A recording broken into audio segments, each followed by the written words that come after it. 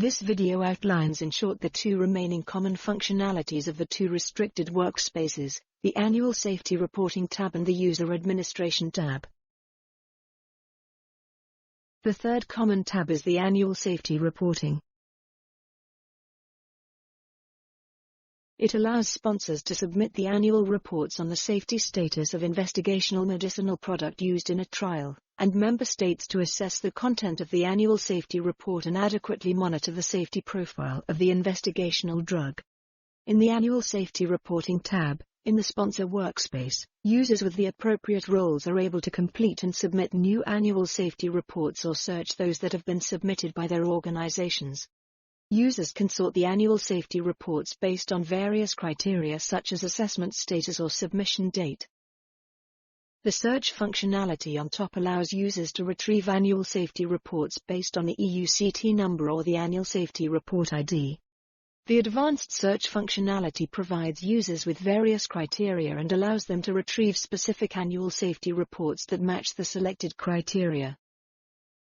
In the Authority workspace, the users have similar sorting and search functionalities.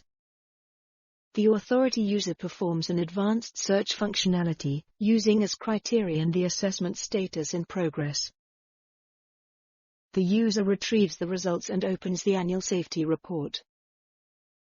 The user might download or view the annual safety report submission and the assessment documents.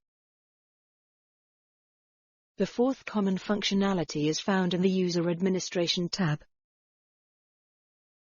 That tab is visible only to certain users who have an administrator role and enables them to manage roles of registered users within their respective organizations. In both workspaces, administrators can search for specific users within their organization, using the basic search functionality or the advanced search functionality and by sorting users according to date, clinical trial, etc. Sponsor users without administrator role cannot view the User Administration tab. They can view their roles from the UATCT button on the top right corner. Sponsor users can request roles for a specific or for all clinical trials that their organizations are involved in. Sponsor administrators can perform all the actions from the User Administration tab. They can view all the requests from users and can approve or reject them by ticking the box found on the left side and clicking on the appropriate button. Sponsor administrators can revoke existing roles or assign new roles. In the Authority workspace, users from member states or European Commission with an administrator role can manage roles within their country or organization.